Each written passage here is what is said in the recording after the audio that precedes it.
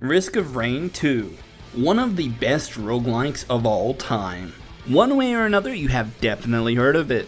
The enjoyment the game brought players was immeasurable. Even their first DLC was a smash hit. Huh? Who's there? Gearbox and Habbo Games. They sold Risk of Rain to the creators of Borderlands. And just after being sold, a new DLC was on the horizon. More Risk of Rain? This is gonna be great! What could Gearbox possibly do wrong? At least the game lives up to its name. Secrets of the Storm is Risk of Rain 2's most misunderstood DLC. To say it could have gone better is an understatement. The most important thing is, they haven't given up. And after some updates, the DLC falls more in line of where it should. Is Secrets worth it? Is the new DLC live version of Risk of Rain still worth getting? Is Secrets of the Storm worth getting now? Yes, but not for all of the reasons you think. Let's look at the package as a whole. Secrets delivers on 3 things really well: the maps, survivors, and items. The new environments are especially fun to run around in. Wow, that boss was really hard. I can't wait to play on these maps again. After you take the green portal once, you can never take it again. And while that's objectively pretty cool, I at least want Treeborn Colony to be in the regular rotation of maps after you kill the boss. The characters this time around are hit or miss, starting with the legend himself, the False Sun.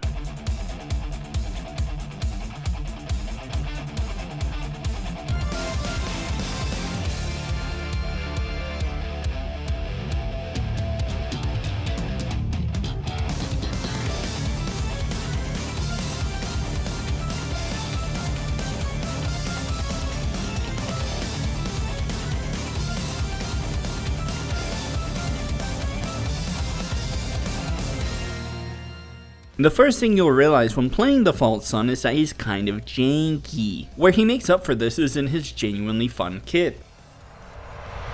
Don't go anywhere. Don't go anywhere. Don't go anywhere. He also has really good health scaling, making items that you'd glance over, like the bison steak, more worthwhile. And with more polish coming to his kit, he is objectively the best DLC character. He is the epitome of Golem gameplay, and he has toes. Next on the list is the character the DLC was named after, the Seeker. Haha, gotcha! Between the really slow gameplay and how safe she is, not counting the current lack of polish, I'm just not about it. She does have multiplayer mechanics, which I'm not sure as to why. Let me just... Much better. One positive thing I will say is you get the old Aurelian Soul W. Wow. Lastly, we have Chef, who conceptually is really solid. Hell no, man. What the fuck? But in execution, there's a reason he's getting reworked. Unlike the Seeker, where all of the statements given were my opinion, Chef is objectively horrible. If you want to see me do a follow-up on Chef after his rework, like and subscribe.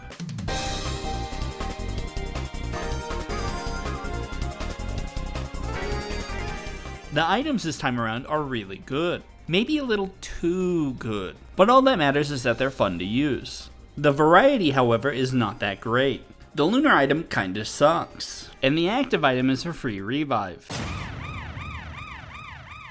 There goes a good portion of my script. I'm happy to say the False Sun boss is now the second best boss fight in the game. The changes they've made are phenomenal. It was extremely tense. I didn't know what was going on half the time as I was fighting him, but I was able to read the mechanics and figure it out. And I beat him at a reasonable stage in the game, without one-shotting him. It was challenging, and it felt rewarding. Mad props to the development team. They also updated the Halcyonite, and while I wasn't initially going to talk about the new enemies, I hate children.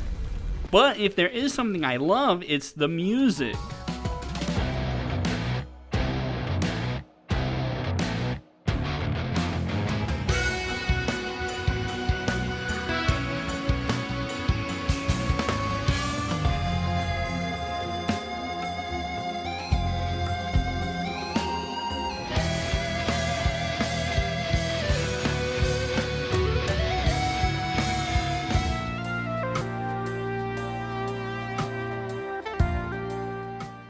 Chris Christodoulou is back at it again. His music is what makes the game feel complete. Seekers was no exception. I'm glad he's still the composer. Alright, let me ask you a question. What do you do when you have a wildly successful game? Do you release the 1.0 and let it sit?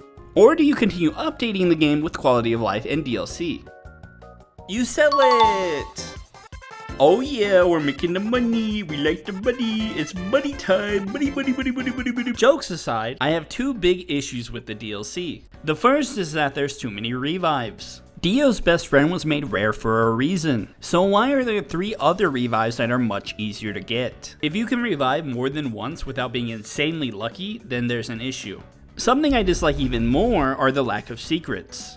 Nearly every addition to the DLC is handed to you. There are no reasons to explore the maps. The only item unlock is from killing the final boss, and it's extremely easy to unlock the new characters if you know what you're doing. I hope they consider all of this in the next DLC. Overall, Secrets of the Storm is a solid first attempt by Gearbox to capture what made Risk of Rain 2 so good. And while a lot of people are still focusing on the negatives, there's a lot to be positive about. From the overall acknowledgement, the language used, and the community involvement, my faith in them is extremely high.